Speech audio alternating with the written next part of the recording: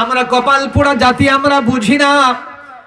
আজান যখন হয়, কানে হাত এলাকার মসজিদে যখন আজান হবে, আজান হওয়ার পরে এই এলাকার কোন মুসল্লি যদি, আল্লাহর কোন গোলাম বান্দা যদি সালাত আদায়ের জন্য অজুর পানি নিয়ে বিসমিল্লাহ বলে যদি অজু করতে শুরু করে, আল্লাহ নবী বলেছেন, ইজা তাওয়াদ্দা আল আব্দুল মুসলিম আওয়াল মুমিন ফাগাসালা ওয়াজহা خرج من وجهه كل خطيئة نظر إليها بعينيه مع الماء أو مع آخر قطر الماء سبحان الله পড়ে। আল্লাহ নবী বলেন, কোন মুসল্লি যখন আজান শুনে পানি নিয়ে বিসমিল্লাহ বলে ওযু করার জন্য যখন মুখটা ধৌত করবে, বান্দা যখন মুখের মধ্যে পানি দেয়, রাসূল বলেছেন ওই পানির সাথে বান্দা চোখ দিয়া মুখ দিয়া যত সগীরা গুনাহ করেছিল সবগুলা সগীরা গুনাহ ধুয়ে মুছে পরিষ্কার হয়ে যায়। বান্দা তোমার চোখের গুনাহ ঝরে পড়ে যায়, মুখের গুনাহ ঝরে পড়ে যায়। এরপরে বান্দা যখন ফাইদা গাসালা ইয়াদাইহি খরাজা মিন ইয়াদাইহি কুল্লু খাতিয়াতিন কানা বাতাশতাহা ইয়াদাহু মাআল মা আও মা আখির কাতরিল মা, পানির ফোঁটার সাথে, অথবা রাসূল বলেছেন শেষ বেলা টস করে এক ফোঁটা পানি যে পড়ে যায়, ওই পানির সাথে তোর হাতের গোনা, চোখের গোনা, মুখের গোনা, মাথার চুলের গোনা, পায়ের গোনা সবগুলি ঝরে পড়ে যায়। আল্লাহ রাসূল বলেন হাত্তা ইয়াখরুজা নাকিয়াম মিনাজ যুনুব, এমনকি বান্দার সামান্যতম এক জররা পরিমাণ কোনো গুনাহ থাকে না। একটু জোরে বলেন না সুবহানাল্লাহ, আর একটু আওয়াজ দিয়ে পড়ে আল্লাহু আকবার। সব গুনাহ ঝরে পড়ে যায়। হাত্তা তাখরুজা মিন তাহতি আযফারি, রাসূল বলেছেন এমন কি বান্দারে তোর নৌকের ভিতরে যে গুনাহগুলি থাকে ওই অজুর পানির সাথে ওই নৌকের গুনাহ পর্যন্ত ঝরে পড়ে যায়। সুবহানাল্লাহ বলেন। আল্লাহর রাসূল বলেন এরপরে কোন মুসল্লি নামাজ আদায়ের জন্য যখন অজুর পরে পড়বে, আশহাদু আল্লা ইলাহা ইল্লাল্লাহু ওয়াহদাহু লা শারীকা লাহু ওয়া আশহাদু আন্না মুহাম্মাদান আবদুহু ওয়া রাসূলুহু, এই তাশাহুদ যখন আল্লাহর কোন বান্দা পাঠ করবে, কোন বান্দি পাঠ করবে, শুনেন ভালো করে, এই দোয়া যাদের মুখস্থ নাই এই দোয়াটা পড়ার চেষ্টা করবেন। আল্লাহ রাসূল বলেছেন এই দোয়া যখন কেউ পাঠ করবে, ইল্লা ফুতিহাত লাহু আবওয়াবুল জান্নাতিস সামানিয়া ইয়াদখুলু মিন আইয়ুহা শা, আল্লাহু আকবার, মিন আইয়ুহা শা। আল্লাহ রাসূল বলেন বান্দা যখন এই তাশাহুদ পাঠ করবে, আল্লাহ এত বেশি খুশি হয়ে যান, আল্লাহ এত বেশি খুশি হয়ে যান, বান্দার উপর আল্লাহ বলেন ফেরেশতা দেখো আজান শুনেছে আমার বান্দা, নামাজ পড়ার জন্য কি সুন্দর করে ওযু করলাম, ওযু করার পরে এখন সুন্দর করে আরেকটা তাশাহুদ পড়ে আমার বড়ত্বের কথা বলল, আমার তাওহীদের স্বীকৃতি দিল। ও আমার ফেরেশতারা, আমার বান্দার জন্য সবগুলি জান্নাতের দরজা খুলে দাও, জান্নাতের 8টা গেট সবগুলি আপনার জন্য খুলে দেওয়া হয়। ইয়াদখুলু মিন আইয়িহা শি'তা, এরপরে রাসূল বলছেন যে দরজা দিয়ে তুই জান্নাতে প্রবেশ করতে চাস, গোলাম, প্রত্যেকটি জান্নাতের গেট তোর জন্য আল্লাহ রাব্বুল আলামিন ওপেন করে দেন। আল্লাহু আকবার, সবগুলি গেট ওপেন করে দেওয়া হয়। আল্লাহ রাসূল বলেন ও আমার সাহাবায়ে কেরাম শোনো, আলা আদুল্লুকুম আলা মা ইয়ামহুল্লাহু বিহিল খাতায়া ওয়া ইয়ারফা'ু বিহিদ দারাজাত, ও সাহাবীরা শোনো, আমি কি তোমাদেরকে এমন একটা কথা বলবো, এমন একটা আমলের কথা বলবো যেই আমলগুলি করলে পরে রব্বুল আলামিন তোমাদের জিন্দেগির গুনাহগুলি মাফ করে দিবেন আর তোমাদের মর্যাদা বাড়ায়া দিবেন, সম্মান বাড়ায়া দিবেন। কয়টা কথা? দুইটা লাভের কথা রাসূল বলছেন। এমন কিছু আমল আছে যে আমল করলে আল্লাহ তোর গুনাহ মাফ করে দিবেন, তোর দরজা বাড়ায়া দিবেন। সুবহানাল্লাহ পড়েন। আমলের কথা রাসূল বলছেন, সাহাবায়ে কেরাম বলেন ক্বালু বালা ইয়া রাসূলুল্লাহ, হে রাসূল অবশ্যই অবশ্যই এরকম চমৎকার আমলের কথা আমাদেরকে শোনায়া দেন। রাসূল 3টা আমলের কথা বললেন, মাত্র 3টা। জোরে বলেন কয়টা? আওয়াজ করে বলেন কয়টা আমল? আরো জোরে বলেন কয়টা? আল্লাহর নবী 3টা আমলের কথা বললেন। 1 নাম্বার হলো ইসবাগুল ওযুই আলাল মাকারিহ, 2 নাম্বার হলো কাসরাতুল খুতা ইলাল মাসাজিদ, 3 নাম্বার হলো ওয়া ইনতিযারুস সালাহ বা'দাস সালাহ। শুনেন মনের কান দিয়া, যেই আমলগুলি করলে গুনাহ মাফ হবে, আপনার সম্মান বেড়ে যাবে, মর্যাদা বেড়ে যাবে। 1 নাম্বার হলো ওযু করতে যদিও তোমার কষ্ট হয়, তারপরেও যত কষ্ট হোক না কেন, ঠান্ডার মধ্যে যতই কষ্ট হোক, গরমের মধ্যে যতই কষ্ট হোক, বান্দা কষ্ট করে যারা ওযু করবে নামাজ পড়ার জন্য। 2 নাম্বার হলো বেশি বেশি পায়ের কদম দিয়া দিয়া, বেশি করে হাঁটিয়া হাঁটিয়া যারা মসজিদের দিকে যায়। 3 নাম্বার হলো 1 ওয়াক্ত সালাত আদায় করার পরে আরেক ওয়াক্তের জন্য যারা অপেক্ষায় থাকে। কয়টা আমল? 3টা আমল করা যাবে তো ইনশাআল্লাহ? যাবে তো ইনশাআল্লাহ? এই 3টা আমল যারা করতে পারবো, আল্লাহ আপনার আমার গুনাহ মাফ করে দেবে। সুবহানাল্লাহ পড়েন। আপনার ইজ্জত বেড়ে যাবে, মর্যাদা বেড়ে যাবে, আল্লাহর ওলি হয়ে যাবেন। সুবহানাল্লাহ। আমার মুসলমান ভাইয়েরা, আমরা যারা আছি ওযু যারা করি নামাজের জন্য, কেমন লাভ? শুধু ওযুর লাভগুলো বলতেছি আমরা। ওযু করলে কেমন লাভ? রাসূল একদিন বলতেছেন, কিয়ামতের দিন আমি আমার উম্মতগুলিকে বাছাই করে করে জান্নাতে নিয়ে যাব। সাহাবায়ে কেরাম প্রশ্ন করলেন, ফাকালু কাইফা তা'রিফু মান লাম ইয়াতি বা'দুম মিন উম্মতিকা ইয়া রাসূলুল্লাহ। ও নবীজি, ভালো কথা, আমরা যারা আছি আমাদেরকে তো আপনি চিনেন, আমাকে দেখতেছেন, আমাদেরকে আপনি দেখতেছেন, আমরাও আপনাকে চিনি, আপনিও আমাদেরকে চিনেন, চিনতে কোনো অসুবিধা হবে না। কিন্তু একটা জানার ছিল, একটা বোঝার ছিল, ইয়া রাসূলুল্লাহ, কিয়ামতের কঠিন ময়দানে আপনি যখন চলে যাবেন, আপনার পরে কিয়ামতের আগ পর্যন্ত অসংখ্য অগণিত উম্মতরা আসবে। বালি থাকবে বাংলাদেশে, পাকিস্তানে, সাউথ আফ্রিকায়, এরা তো জীবনে কখনো আপনাকে দেখে নাই, আপনিও তাদেরকে। আপনারা কি রাসূলকে দেখছেন? রাসূল আমাদেরকে দেখেন নাই। কাইফা তা'রিফ মান লাম ইয়াতি বা'দুম মিন উম্মাতিকা, আপনার পরবর্তী যারা উম্মত আসবে হে রাসূল, তাদেরকে আপনি চিনবেন কিভাবে? তাদেরকে চিনবেন কিভাবে? খুঁজে বার করবেন কিভাবে? বাস্তবে তো তাই প্রশ্ন, ঠিক কি না? আসলে তো হাসা, যে যাদেরকে রাসূল কখনো দেখেন নাই তাদেরকে চিনে বার করবেন কেমনে? আল্লাহ রাসূল প্রশ্ন করলেন, ফাকাল আরাআইতা লাউ আন্না রাজুলান লাহু খাইলুন গুররুম মুহাজ্জালা বাইনা যহরাই খাইলুন দুহমিন বুহমিন আলা ইয়ারিফু খাইলা। আল্লাহ রাসূল বলেন, আমার সাহাবায়ে কেরাম জবাব দেব দেখি, তোমাদের কারো যদি একটা সাদা কালো চিত্রা ঘোড়া থাকে, তোমরা বলো তো দেখি, শত শত হাজার হাজার ঘোড়ার মধ্যে ওই চিত্রা ঘোড়াটা মালিক চিনা কোনো অসুবিধা হবে নাকি? মালিকের চিনতে অসুবিধা হয়? মালিকের চিনতে কি কোনো অসুবিধা হবে নাকি? সাহাবায়ে কেরাম বলেন, ইয়া রাসূলুল্লাহ, মালিক ওই ঘোড়াকে চিনতে কোনো অসুবিধা হবে না। ও মুসলমান ভাইরা আমার, চাচা যান, ভালো করে শুনেন, আল্লাহ রাসূল জানায়া দেন, ও আমার সাহাবায়ে কেরাম শোনো, কিয়ামতের দিন আমি রাসূল এরকম ভাবে আমার উম্মতদেরকে চিনে নিব। ইন্না উম্মতি ইউদআউনা ইয়াওমাল কিয়ামা গুররাম মুহাজ্জালিনা মিন নাসারিল ওযু। আমি কিয়ামতের দিন ওযুর চিহ্ন দেখে দেখে, ওই ওযুর চিহ্নগুলি থেকে নূরের লাইট চমকাবে, এটা দেখে দেখে আমার উম্মতগুলিকে আমি চিনে নিব, দেখে দেখে আমি চিনতে পারবো। আল্লাহু আকবার। ওযু করার মাধ্যমে এতটুকু ফায়দা, এতটুকু লাভ, তাহলে মনে হয় নামাজে মনে হয় সেটা কম নাকি? কি বলেন? ওযুতে যদি এত লাভ, নামাজ পড়লে কেমন লাভ? 1 নাম্বার লাভের কথা বলি।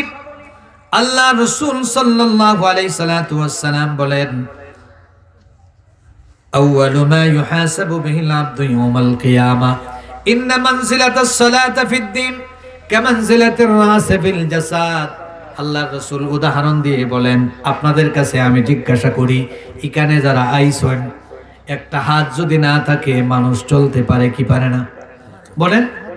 পা না থাকলেও মানুষ চলতে পারে, চোখ না থাকলে চলতে পারে, কানে না শুনলে চলতে পারে, 2টা পা নাই, কান নাই, হাত নাই, তারপরেও মানুষ আছে না নাই? কথা বলে, মানুষ চলতে পারে, কিন্তু তার হাত পা চোখ কান নাক সব ঠিক আছে, কিন্তু কোনো মানুষের যদি কল্যাণ না থাকে, মানুষ কি জীবিত থাকতে পারে?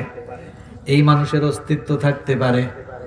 আল্লাহ রাসূল বলেন, ইন্না মানজিলাতাস সালাম, ইন্না মানজিলাতাস সালাহ ফিদ্দীন, নামাজের অবস্থান শরীয়তের মধ্যে, দ্বীনের মধ্যে, ইসলামের মধ্যে নামাজের অবস্থান হলো এমন, মানুষের শরীরের মধ্যে মানুষের মাথার মর্যাদা যেমন, মাথা ছাড়া যেমন তাকে তোমরা মানুষ বলো না, তাকে লাশ বলো।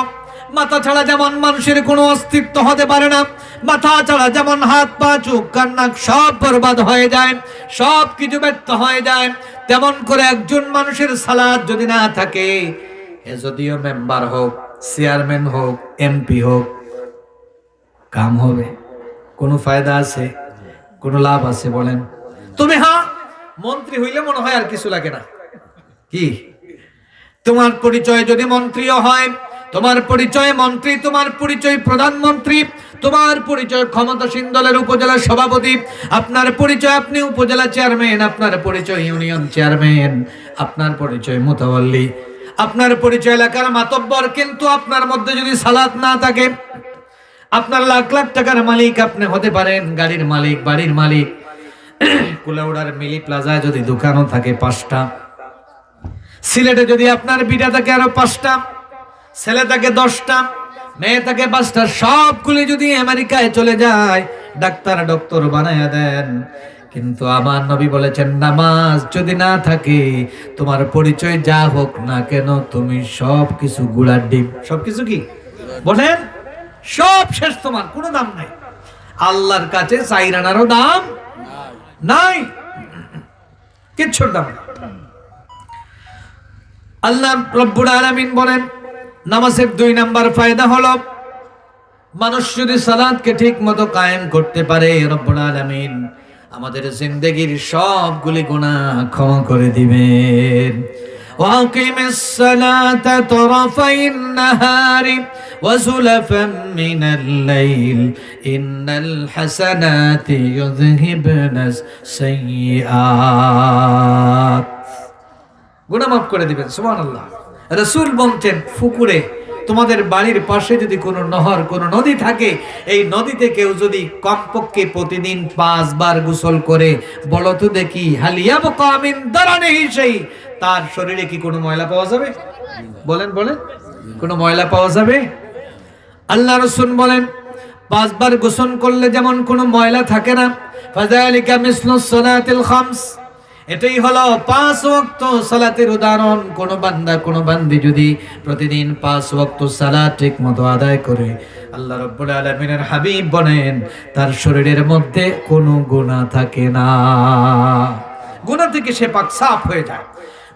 গুরুত্বপূর্ণ একটা লাভের কথা আপনাদেরকে বলি যে সালাত আদায় করলে কেমন লাভ। 1 নাম্বার, রাসূলের একজন বিখ্যাত সাহাবী, তার নাম হচ্ছে রবিআ ইবনে কাব আল আনসারী রাদিয়াল্লাহু তাআলা আনহু। তিনি বলছেন, আমি কুনতু আবিতু মা'আন নবী সাল্লাল্লাহু আলাইহি ওয়াসাল্লাম, আমি একদিন সৌভাগ্যক্রমে আল্লাহ রাসূলের লগে সফর আসলাম, আর রাত এক লগে 2 জন ঘুমাইবার চান্স পাইলিছি। সুবহানাল্লাহ। কার লগে ঘুমাইবার? রাসূলের সাথে। কুনতু আবিতু মা'আন নবী সাল্লাল্লাহু আলাইহি ওয়াসাল্লাম, আল্লাহ রাসূলের সাথে আমি রাত্রি বেলা একসাথে 2 জন এক রুমের মধ্যে। আপনারা হক্কাছে রাসূলুল্লাহর ইলা গালাত ফাইলে আপনারা কিতা খুশি কম না বেজার হইলে? ইস, কি পরিমাণ গবজা করলাম মনে নাই। মাননীয় এমপি, মাননীয় মন্ত্রী, কেউ যদি কোনোদিন সুযোগ পায়, মন্ত্রী রে এমপির সাথে যদি ঘুমাইবার সুযোগ পায় এক রুমে, নিরাই বই দেবা না, খালি মাতিবা, তুলা ফোড়ে ফোড়ে গপ, তুলা ফোড়ে ফোড়ে গপ, হায় রে চান্স। ইতা চান্স কি তার সবসময় আর পাওয়া যায়নি। আল্লাহ রাসূলের সাথে রবিআ ইবনে কাব আল আনসারী রাত্রিবেলা তিনি ঘুমিয়েছেন। রবিআ ইবনে কাব আল আনসারী বলেন, রাসূল আমাকে কাছে ডাকলেন। রাসূল কাছে ডেকে মহব্বত করে বললেন, ফাকালা লি সাল, ও রবিআ ইবনে কাব আল আনসারী, আমাকে এরকম একা তুমি সব সময় পাবে না, বলো তো দেখি, বলো তো দেখি, তোমার কোনো কিছু জানার আছে নাকি, আমার কাছে কিছু চাওয়ার আছে নাকি, কোনো কিছু বুঝার থাকলে বলো, আমার কাছে কিছু চাওয়ার থাকলে তুমি বলো। রবিয়া ইবনে কাব আল আনসারী বললেন, আমরা ফাইলিলা হইলাম না ইয়া রাসূলুল্লাহ, হোক্কা চাই কোন তরিকে আমল করলে আমি ধনী হইতাম পারবো, কোন তরিকে আমল করলে কোন ফু দিলে ফুয়ারে লন্ডন পাঠাইতাম পারবো, নাই মাথেন না মিয়া সাহেব পাইলে, হুজুর পাইলে, জিন সাধক পাইলে দেওয়ানা কিলা আগে খো আমার ফুয়াগু মোবাইল লিংক লাগাইয়া দিইতো, ঠিক কি না? আমরা একটা চিন্তা করি, কিন্তু রাসূলের সাহাবী আল্লাহ রাসূল বলেন ফাকালা সাল, আল্লাহ রাসূল বললেন ফাকালা লি সাল, তুমি আমাকে প্রশ্ন করতে পারো, কি তুমি জিজ্ঞাসা করতে পারো, তোমার ইচ্ছা, তুমি আমাকে যা জানতে চাও আমার কাছে বলো। সুবহানাল্লাহ। রাসূলের সাহাবী এরকম স্বর্ণালী সুযোগ পেলেন, ফুরসাতে জাহাবিয়া, এত সুন্দর সুযোগ পেয়ে আল্লাহর নবীর সাহাবী রবিয়া ইবনে কাব আল আসলামী আল্লাহ রাসূলকে জিজ্ঞাসা করেন। রবিয়া ইবনে কাব আল আসলামী বলেন ফাকুলতু, আমি রাসূলকে জিজ্ঞাসা করলাম, হে আল্লাহর রাসূল, মুরাফাকাতাকা ফিল জান্নাহ, হে আল্লাহর রাসূল আপনি আমাকে বলেন জান্নাতে আপনার কাছে কে থাকবে? জান্নাতে আপনার কাছে কে থাকবে? নবী, হ্যাঁ দুনিয়া আমরা আপনার কাছে থাকি, আপনাকে দেখি, আপনাকে পাইলে পরে আমাদের হৃদয় মনটা শান্ত হয়ে যায়, আমরা অনেক বেশি খুশি হয়ে যাই। ও রাসূল আপনি বলেন তো দেখি কোন আমলটা করলে আপনার সাথে আমরা জান্নাতে থাকতে পারবো? সুবহানাল্লাহ। জানবেন আরে লাইভ প্রোগ্রাম হচ্ছে, আজকে যদি রাসূল থাকতেন আর আমরা যদি রাসূলকে প্রশ্ন করতাম, হয়তো রাসূল এই জবাবটা আপনাদেরকে দিতেন, কিন্তু রাসূলের সেই লাইভ প্রোগ্রামটা আজকে উলামায়ে কেরামের মাধ্যমে আপনাদের কাছে পৌঁছতেছে। জোরে বলেন ঠিক কিনা? ডাইরেক্ট আল্লাহর নবী তার জবান মোবারক থেকে কি বলতেছেন শুনেন। এই কথা বলে রাসূল কিয়ামত পর্যন্ত সবগুলি উম্মতকে জানায়া দিলেন কোন তরিকা অ্যাপ্লাই করলে রাসূলের কাছে জান্নাতে থাকা যাবে। আল্লাহ রাসূল বলে দিলেন। আমার মুসলমান ভাইরা, আমার বাবারা শুনেন, আল্লাহ রাসূল বললেন ক্বালা বিকাসরাতিস সুজুদ, ক্বালা বিকাসরাতিস সুজুদ, এটা আমার কথা নয়, মুসলিম শরীফের 189 নম্বর হাদিস। আল্লাহ রাসূল জানায়া দিলেন, রবিয়া ইবনে কাব আল আসলামী, আমার সাথে যদি জান্নাতে থাকতে চাও, মুরাফাকাত যদি চাও, জান্নাতে আমার সাথে যদি থাকতে চাও, একটা আমল বাড়ায়া নাও, তুমি সব সময় সুযোগ পেলে বেশি বেশি করে আল্লাহর সিজদা দাও। আলাইকা বিকাসরাতিস সুজুদ ফাইন্না লাকা আন তাসজুদা লিল্লাহ সাজদাতান ইল্লা রাফাআকা আল্লাহু বিহা দারাজা ওয়া হুত্তা আনকা বিহা খাতিয়া। আল্লাহু আকবার পড়েন। আল্লাহ রাসূল বলেন, আল্লাহর কোন বান্দা যদি সালাত আদায়ের জন্য সিজদা করে, বান্দা সিজদায় চলে যায়, আমরা যদিও মাটির মধ্যে সিজদা দেই, কানেআত মসজিদের পাকার মধ্যে আপনার কপালটা লাগবে, কিন্তু আল্লাহ রাসূল বলেছেন মুহাররামাহুল্লাহু আলান নার আন তাকুলা আসরাস সুজুদ। আল্লাহ রাসূল বলেন বান্দা যখন নামাজে দাঁড়িয়ে যায়, যেই অঙ্গ দিয়া সিজদা করে, কি করে? সিজদাতে কিন্তু অনেকগুলি অঙ্গ লাগে, শুধু কি কপাল না আরো অঙ্গ লাগে? কপাল, হাঁটু, আপনার পায়ের গোড়ালির আগা, আপনার হাতের হাত আঙ্গুল, এই সবগুলি একসাথে কি করে? সিজদাতে। আল্লাহ রাসূল বলেন ইল্লা রাফাআকাল্লাহু বিহা দারাজাতান, বান্দা যদি একবার আল্লাহকে সিজদা দেয়, সিজদা দিবেন মাটিতে, আপনি পড়ে যাবেন মাটিতে, আমার আল্লাহ আপনাকে উঠায়া নেবেন আরশে। বান্দার মর্যাদা বেড়ে যায়, মান তাওয়াদুআ লিল্লাহি রাফাআহুল্লাহ, বান্দার মর্যাদা বেড়ে যায়, ওয়া হুত্তা আনকা বিহা খাতিয়া, একটা সিজদা দিবেন আপনার মর্যাদা বেড়ে যাবে, আর সিজদার বিনিময়ে আল্লাহ আমাদের গুনাহগুলি মাফ করে দেন, গুনাহ মাফ হয়ে যায়। এবং রাসূল তো বলছেন বান্দা যখন আল্লাহকে সিজদা দেয়, ফাকুল্লু ইবনু আদম তাকুলুহুন নার ইল্লা আসরাস সুজুদ, বান্দার শরীরের প্রত্যেকটা জিনিসকে জাহান্নামের আগুন জ্বালাতে পারে, খাইতে পারে, কিন্তু বান্দার সিজদার জায়গায় জাহান্নামের আগুন কখনো স্পর্শ করতে বলেন পারে? আপনি আমি সিজদা করব, আল্লাহ রাসূল বলেন বান্দা হে তুমি আল্লাহকে সিজদা করো, তোমার সিজদার জায়গাগুলি যখন মাটিতে লুটিয়ে পড়বে, ওই সিজদার জায়গাগুলি কখনো জাহান্নামের আগুন স্পর্শ করতে পারে না। জাহান্নামের আগুন স্পর্শ করতে পারবে না। অপারেটর ভাই, সাউন্ড কমে গেল কেন? জাহান্নামের আগুন এটা স্পর্শ করতে পারবে না। আল্লাহু আকবার। সালাম আমরা যারা আদায় করি, আরো কয়েকটা লাভের কথা বলি, আমি আমার মূল কথার দিকে যাচ্ছি। রাসূল বলছেন, ইযা তাওয়াদ্দা আহাদুকুম ফি বাইতিহি সুম্মা আতা ইলাল মাসজিদ সুম্মা আতা ইলাল মাসজিদ কানা ফি সালাতিন হাত্তা ইয়ারজিআ। রাসূল বলছেন, বান্দা যখন নামাজের জন্য ওযু করে মসজিদের দিকে ফিরে যায়, যতক্ষণ না বাড়ি ফিরে আসে ততক্ষণ সে নামাজি হিসাবে আল্লাহ তাকে গ্রহণ করে নেয়। সুবহানাল্লাহ। এবং গুরুত্বপূর্ণ কথা রাসূল হাদিসে বলছেন, ইন্না আহাদাকুম ইযা সাল্লা ইউনাজি রাব্বা আন্না হালাতাস সালাহ মুনাজাতুম মা আল্লাহ তাআলা। রাসূল বলছেন, বান্দা যখন নামাজে দাঁড়িয়ে যায় তখন সরাসরি ডাইরেক্ট বান্দা আল্লাহর সাথে কথা বলা শুরু করে দেয়, কানাকানি শুরু করে। সুবহানাল্লাহ পড়েন। কার সাথে কানাকানি? কার সাথে? আল্লাহর সাথে বান্দা কানাকানি করে। এবং রাসূল বলেছেন, বান্দা যখন নামাজ আদায় করে, ওয়াল মালাইকাতু ইউসাল্লুনা আলা আহাদিকুম মা দামা ফি মাজলিসিহি আল্লাযী সাল্লা লিল্লাহি ইয়াকুলুন। বান্দা যখন নামাজের জন্য বসে, ফেরেশতারা আমাদের জন্য তিনটা দোয়া করে। কয়টা দোয়া? কয়টা দোয়া? আরে আওয়াজ দিয়ে বলেন না, কয়টা? শীত লাগে গেছে না আপনারা? খে দোয়া করেন পীর সাহেবে, হুজুরে, প্রধান অতিথি না ফেরেশতা হলে মাতুক কাকে দোয়া? তাহলে আপনার পীর সাহেব, আপনার হুজুর সাহেব, আপনার প্রধান অতিথি সাহেব, তার দোয়া আর ফেরেশতার দোয়া কখনো এক সমান হতে পারে?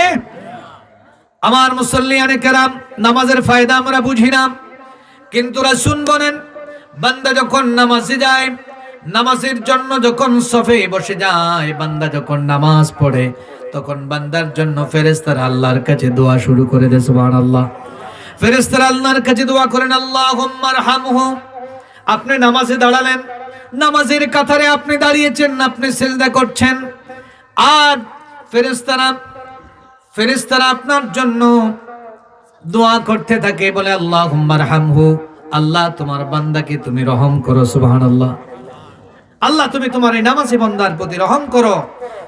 আল্লাহুম্মা আরহামহু আল্লাহুম্মা গফির লাহু, ও আল্লাহ তোমার এই বান্দাটার গুনাহগুলি তুমি maaf করে দাও। সুবহানাল্লাহ পড়েন, গুনাহ maaf করে দাও। 3 নাম্বার, আল্লাহুম্মা তুব আলাইহি, আল্লাহ তুমি তোমার বান্দার দিকে তোমার রহমতের নজর দিয়ে তাকাও, রহমতের নজর দিয়া তাকাও। আল্লাহ বলেন, ফেরেশতারা তোমরা বলেছো আমার কাছে, আমি আমার নামাজি বান্দার প্রতি রহম করলাম, দয়ার সাগর হয়ে গেলাম, দয়ার হাতটা বাড়ায়া দিলাম, আমি তার গুনাহ maaf করে দিলাম, আমি তার দিকে আমার রহমতের নজর ফিরে আনিলাম। সুবহানাল্লাহ। এত লাভ নামাজ পড়লে। শেষমেশ একটা কথা নামাজের ফায়দা এবং ফজিলতের ব্যাপারে আপনাদের কাছে বলছি। আপনারা এখানে যারা এসেছেন, যদি ঘোষণা করা হয়, সুলতান মনসুর সাহেব যদি হয়, আমি সংসদে পাশ করাইছি, বুকশিমল ইউনিয়নের মসজিদগুলা যারা গিয়া নামাজ পড়বা, এক ওয়াক্ত নামাজ পড়লে তানরে নগদ 3000 টাকা দেওয়া হইব। 1000 মাতক্কা, তাহলে 5 ওয়াক্ত পড়লে 1000 মাতক্কা, 15000, 2000 করে বালা হিসাব মিলব। প্রতি ওয়াক্ত গেলে তুমি 2000 টাকা করে পাইবা, তাহলে 5 ওয়াক্ত নামাজ আদায় করলে কত হাজার? 10। ডেইলি 10,000 হইলে মাসে 6 লাখ টাকা রুজি মাতক্কাতে 3 লাখ নামাজ পড়লে। আপনারা নিজেরা ফতোয়া দেন, এই বুকশিমল ইউনিয়নের যত মসজিদ আছে, খানায়াত মসজিদ সহ এই মসজিদগুলিতে আগামী কাল থেকে এরকম ঘোষণা দিলে মুসল্লির সংখ্যা এখন যা আছে তার চেয়ে কমবে। কি পরিমাণ?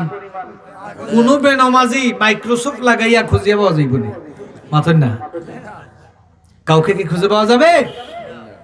আরে সাউন্ডটা তো একদম নেমে গেছে। কি অপারেটর ভাই নাই? সাউন্ডটা তো নেমে গেছে।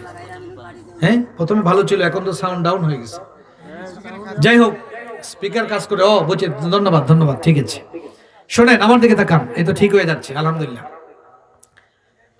ইলা যদি ঘোষণা ফাইন, তো মুসল্লি খালি বাড়বো নিউজে ছোট ছোট ফিচ্ছি যেগুন ঘুমাই রইলে বাপের টানিয়া খাগাগুলা করিয়া কুড়ো লইয়া বাজা নাই, তুই খালি যাইবে রে ফুত আর কিছু আমি কুড়ো করে নিব, ঠিক নাই? আর নদী ডাক্তার সিন্নির কথা মনে আছে নি আপনারা? একজনের এত বর্তন 3 খান প্লেট, ও ভাই একজন, ও ভাই একজন, তো এইগুলো কইব তুই লড়িস না, কারণ বর্তন 3 খান তো আমি বইমু, তো হিরারে নেওয়ার উদ্দেশ্য মাথা 3টা হইতো। এটা ভালো লিখছেন নাকি সিন্নির কথা মাথুন না, আমরা উইলা লইয়া গেছি, বুঝছেন না? ছোট গেলে মাথা গেলেও তো একবার নাই নি। বাড়ির যদি মুরব্বী বাফতা হন প্যারালাইজড অথবা পাও ভাঙ্গা, ও বাবা জান ফুয়া দগি হইবা, তোমার লড়া লাগতো না রে বাবা, যে খান্দ করে নিব, তুমি আও খালি গেলেও পাইবা কত 2000 গেলে কত। আমার মুসলমান ভাইরা, আমার বন্ধুগণ শুনেন ভালো করে, প্রতিদিন মাত্র 2000 টাকা এক ওয়াক্ত সালাত আদায় করলে হইবা 2000 এর প্রয়োজন নাই, 1000 করে দিলেই হবে, কারণ তারপরেও 5000 টাকা করে পাওয়া যায়। 5000 টাকা যদি দেওয়া হয় তাহলে মাসে আমার 1.5 লাখ টাকা হয়। মুসলমান ভাইরা, এরকম ঘোষণা দিলে আপনাদের এলাকায় মুসল্লির অভাব হবে না, সবাই নামাজ পড়বে কি পড়বে না? জোরে বলেন। কপাল পোড়া মুসলমান আমরা, মাত্র 1000 টাকা ঘোষণা দিলে মুসল্লির অভাব হয় না, সব আমরা নামাজ পড়তে চাই, কিন্তু আমার আল্লাহ রাব্বুল আলামিন এর চাইতে বড় ঘোষণা দিয়েছেন, ঠিক কিনা বলেন? আল্লাহ তো আপনাকে 1000 টাকার দেন নাই, রাসূল আপনাকে 1000 টাকার কথা বলেন নাই। আল্লাহ নবী বলেছেন তুই সালাত আদায় কর, 1 ওয়াক্ত সালাত আদায় কর, ঠিকমতো যদি নামাজি হয়ে যাস, ও বান্দা আল্লাহ রাব্বুল আলামিন তার জান্নাতটা তোর জন্য বরাদ্দ করে দিবে। মান গাদা ইলাল মসজিদ আও রাহা আ'আদ্দাল্লাহু লাহু নুজুলান ফিল জান্নাতি কুল্লামা গাদা আও রাহা। রাসূল বলেছেন মান সাল্লা সালাতাস সুবহি ফাহুয়া ফি জিম্মাতিল্লাহ। নামাজ আদায় কর বান্দা, আল্লাহ তোর জন্য জান্নাতের সবগুলো গেট খুলে দিবে, আল্লাহ জান্নাতে তোর জন্য মেহমানদারির ব্যবস্থা করে রাখবে। সুবহানাল্লাহ। ও ভাই বাম বামে করতেছে, একটু আগে ভালো ছিল, আর একটু সাউন্ড সিস্টেম ঠিক করেন। যাই হোক, তাহলে নামাজ পড়লে কি পাবো? জান্নাত। বলেন কি পাবো? সবাই বলেন জান্নাত। এখন আপনাদের কাছে জিজ্ঞাসা করতে চাই, জান্নাতের দাম বেশি না 5000 টাকার দাম বেশি? জান্নাতের দাম বেশি না মাসে 3 লাখ টাকার দাম বেশি? জান্নাতের কেমন দাম? আল্লাহ নবী বলেন মাওদাউ সাউতিন ফিল জান্নাহ খায়রুম মিনাদ দুনিয়া ওয়া মা ফিহা। রাসূল বলেন বান্দা হে, জান্নাতের জায়গার দাম এত বেশি, তোর মিলি প্লাজার চাইতে, সিলেটের আলহামরার চাইতে, ঢাকার বসুন্ধরার জায়গা নয়। আল্লাহ রাসূল বলেন জান্নাতের 1 বিঘত জায়গা, আধা পরিমাণ জায়গার দাম এত বেশি। ও বান্দা, আল্লাহ রাসূল বলেছেন তামাম দুনিয়ার মধ্যে যা কিছু আছে সবকিছুর চাইতে জান্নাতের আধা জায়গার দাম বেশি। আরো জোরে একবার আল্লাহু আকবার, আওয়াজ করে বলি আল্লাহু আকবার।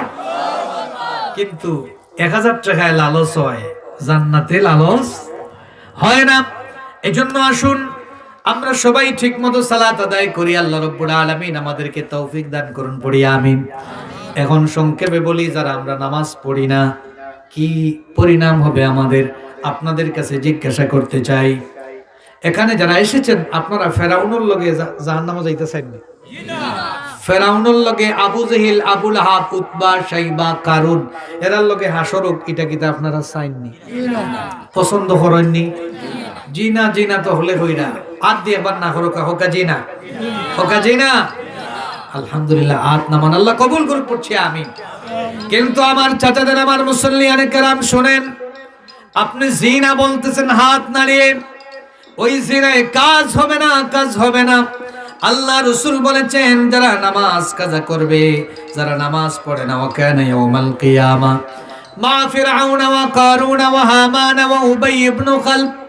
রাসূল বলেন এই সমস্ত মানুষগুলি ফেরাউন, হামান, কারুন, উবাই ইবনে খালফের সাথে এদের হাসর হবে, নাউজুবিল্লাহ।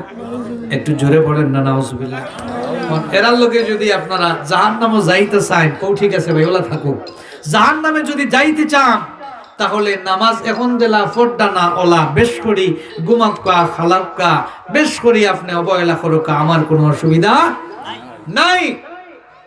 একটা কথা বলতে চাই, আজকে এখানে যারা এসেছেন বলেন আজকের রাত আমাদের জীবনের শেষ রাত হতে পারে কি পারে না? বলেন আগামীকাল পাবেন বলে কোনো গ্যারান্টি আমাদের কারণ নাই। ইযা আমসাইতা ফালা তানতাযিরিস সাবাহ ওয়া ইযা আসবাহতা ফালা তানতাযিরিল মাসা। সকাল পেলে বিকালের অপেক্ষা নাই, বিকাল পেলে সকালের অপেক্ষার সুযোগ। আমার প্রাণপ্রিয় যুবক ভাইরা, আমার চাচাজান শুনেন, আজকের রাত যদি আমার জীবনের শেষ রাত হয়, আপনার জীবনের শেষ রাত হয়, তাহলে নামাজ পড়ার জন্য সিদ্ধান্ত গ্রহণ করব আরো এক সপ্তাহ পরে, না আজকে থেকে। এখন থেকেই তুমি শুদ্ধ হয়ে যাও, এখন থেকেই আমার শুদ্ধ হয়ে যাওয়া প্রয়োজন। এখন থেকেই কবরের আযাব থেকে বাঁচার জন্য, সাকরাত থেকে বাঁচার জন্য এখন থেকেই সিদ্ধান্ত নেওয়ার প্রয়োজন আছে না নাই? এখন থেকেই তওবা করব ইনশাআল্লাহ। আমরা সালাত আদায় করব, অবশ্যই আমরা সালাত বাদ দিব না। এখন আসেন, আমরা যারা নামাজ পড়ছি, এই নামাজ পড়ার পর আমাদের নামাজগুলি কেন নষ্ট হচ্ছে এবং এই সালাত থেকে আমরা কি কি শিক্ষা পাই, খুব সংক্ষেপে আমি সালাতের কয়েকটা শিক্ষা বলবো, যেহেতু সময় নাই। এক নাম্বার হলো, আমি যেটা বলেছিলাম আগে, আমরা নামাজ খালি পড়ি, আদায় করি, নামাজ কায়েম করি না। আল্লাহ রাসূলকে প্রশ্ন করা হয়েছে, ইয়া রাসূলুল্লাহ, একজন মহিলার কথা, একজন নারীর কথা বলা হলো, ইন্না ফুলানাতান ইউযকারু মিন কাসরাতি সালাতিহা ওয়া সিয়ামিহা ওয়া সাদাকাতিহা গায়রা আন্নাহা তুযি জিরানাহা। ও রাসূল, একজন নারী, সে নফল নামাজ পড়ে বেশি, নফল সাদাকা করে বেশি, নফল রোজা রাখেও, তাহলে ভালো কাজ করে না খারাপ কাজ করে? বহুত আল্লাহর ওলি, আমরা হইলে কইতাম এর চাইতে আল্লাহর ওলি আর ইউ পুরা ডাইরেক্ট আল্লাহর ওলি। আমরা তো যেসারে ওলি বানাইলাই, ঠিক কিনা? আল্লাহর ওলি বলতাম, কিন্তু রাসূলের কাছে মসলা ফতোয়া জানা হলো, হে রাসূল, কিন্তু এই মহিলার একটা দোষ আছে। কয়টা দোষ? কয়টা দোষ? একটা। নামাজ পড়ে, সাদাকা দেয়, নফল রোজাও রাখে, সব ঠিক আছে, কিন্তু একটা দোষ হলো, ওই মহিলাটা তার জবান দিয়া প্রতিবেশী মানুষদেরকে কষ্ট দেয়। কি করে? ইলা আসেননি আমরা কিছু মহিলা, এরকম পুরুষও আছেন, মহিলা আছেন, জবান ঠিক নাই, নামাজ পড়েন কিন্তু জবান ঠিক নাই, জবান দিয়ে মানুষকে কষ্ট দেয়। রাসূল সাথে সাথে ফতোয়া জানায়া দিলেন, ক্বালা হিয়া ফিন্নার, হিয়া ফিন্নার। নামাজ পড়ার পরেও জাহান্নামী, সাদাকা দেওয়ার পরেও জাহান্নামী, নফল রোজা রাখার পরেও জাহান্নামী। আল্লাহ রাসূলকে এরপরে প্রশ্ন করা হলো, ইয়া রাসূলুল্লাহ, একজন মহিলা নফল নামাজ পড়ে কম, নফল রোজা রাখে কম, সাদাকাও দেয় কম, কিন্তু মানুষকে জিহ্বা দিয়া কষ্ট দেয় না। রাসূল বলেন, ক্বালা হিয়া ফিল জান্নাহ, সে জান্নাতি। সুবহানাল্লাহ, সে কি?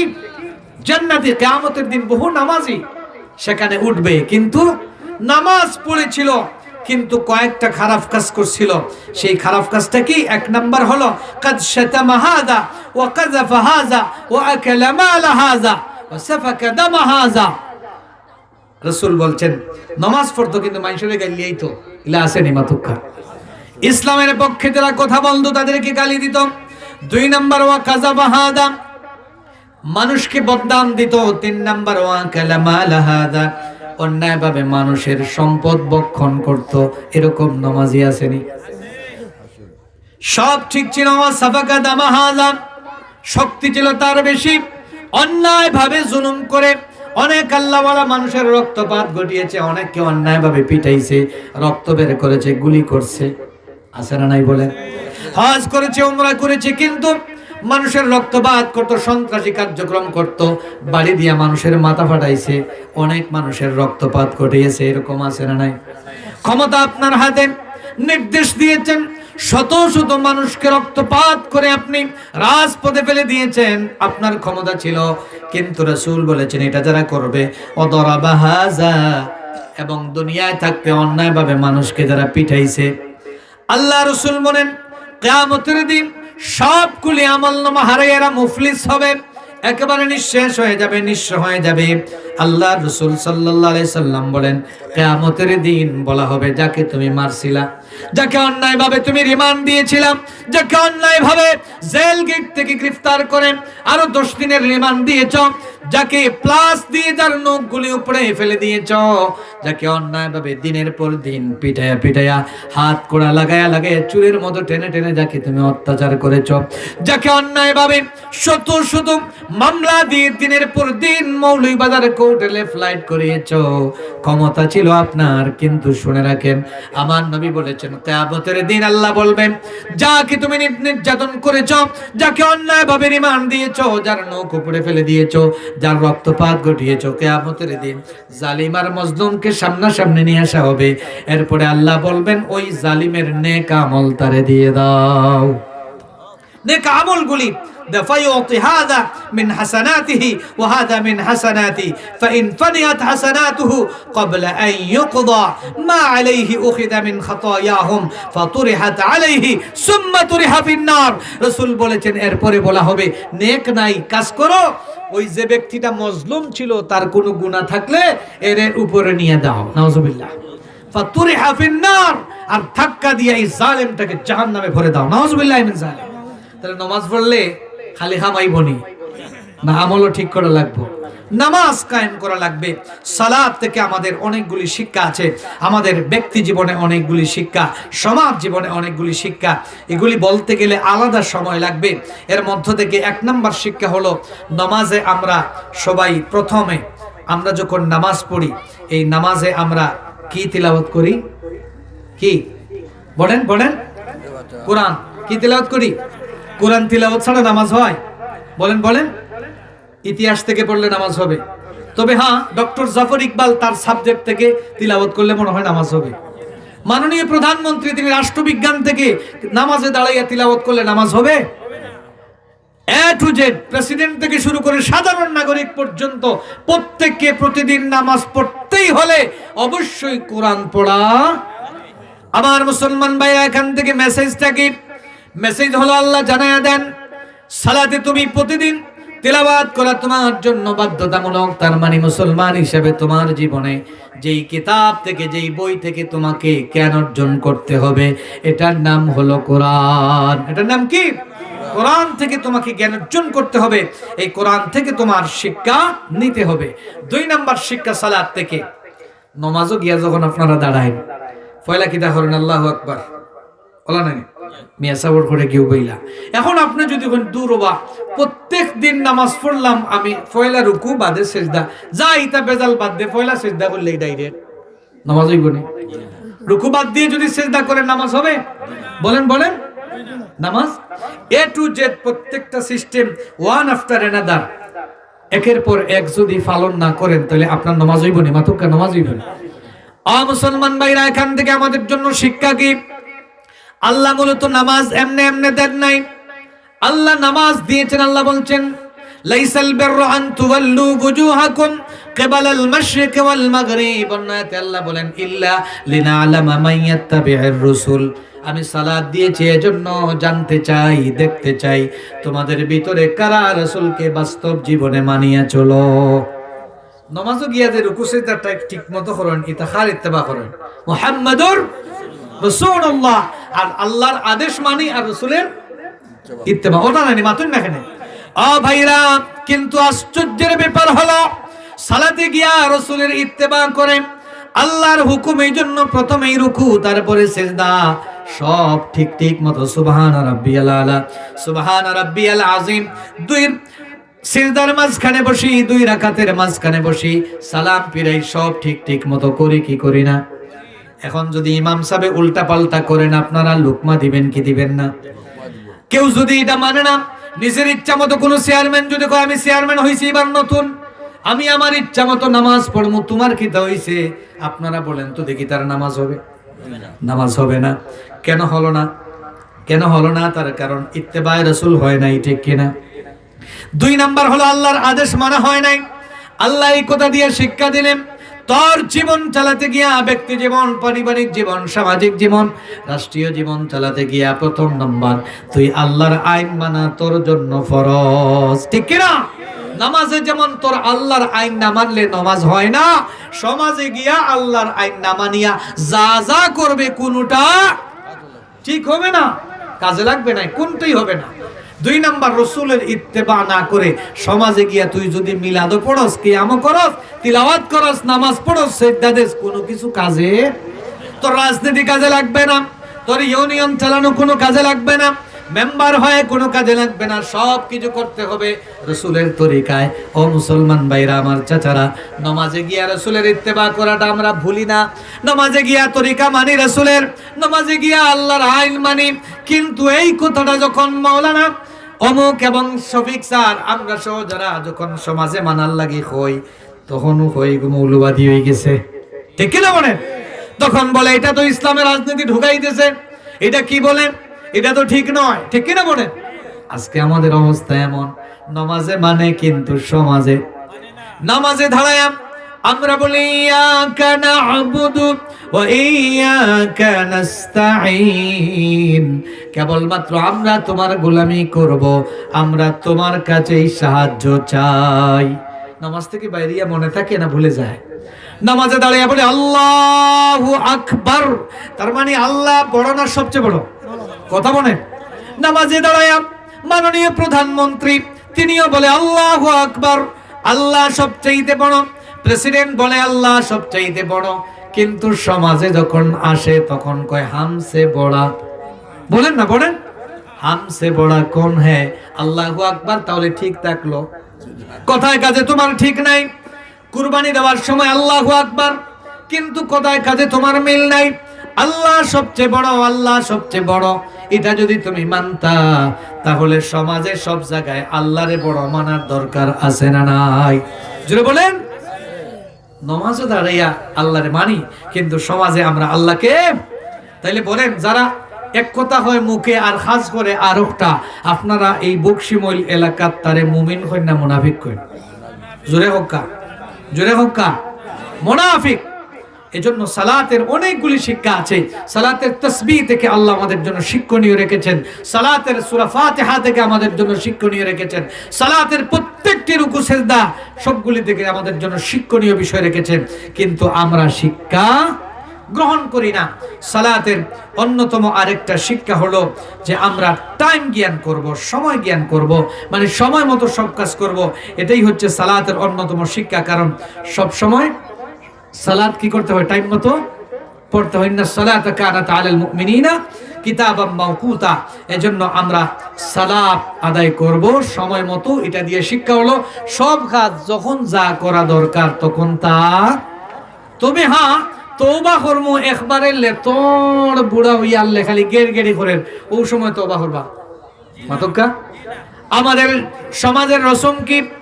আমাদের তওবার সময় হইল গেড়গেড়ি ডাকের, এখন দৌড়াইয়া মিয়া সাবানো তওবা করাও, ঠিক কিনা? কিন্তু যখন আপনার শক্তি ছিল, আপনার সামর্থ্য ছিল, হুজুর আপনাকে বলেছিলেন নামাজে আয়, আল্লাহর দিনের দায়ীরা বলেছিলেন কোরআন মানো, কোরআন পড়ো, কোরআন বুঝো, তখন তুমি বুড়ি আঙ্গুল দেখাইছো।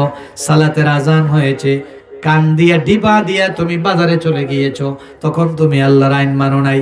কিন্তু আমরার দেশের তওবা হইল মেসাবক হলো পাগল, মেসাবক হলেও গিয়া তওবা পড়াইন দুইটা টেকার লাগি, ঠিক কি না?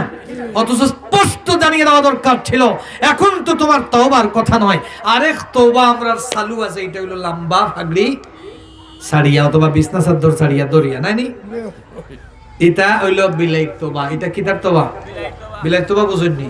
বিলাইয়ে যখন গরম ভাত ফয়লা গিয়া মুখ লাগাইয়া অতা অতা করিয়া করে দি ফিরিয়া আয়নি, মাতন না ফিরিয়া আয়, এটা হলো বিলাই তওবা। আসল তওবা হচ্ছে যখন গুনাহ করবেন বুঝার সাথে সাথে আল্লাহর দিকে রিটার্ন করবেন। এটার নাম কি? ফেরাউন তওবা করেছিল মৃত্যুর আগে, আল্লাহ রাব্বুল আলামিন ফেরাউনের এই তওবা গ্রহণ করেন নাই। এটা আমাদেরকে সালাত শিক্ষা দেয়। সালাত পর্দা করা শিক্ষা দেয়। কি শিক্ষা দেয় বলেন? কি শিক্ষা দেয়? পর্দা করা শিক্ষা দেয়। আমরা সালাত থেকে পর্দা শিখি। সতর ডাকা এটা সালাতে করা লাগে কি লাগে না?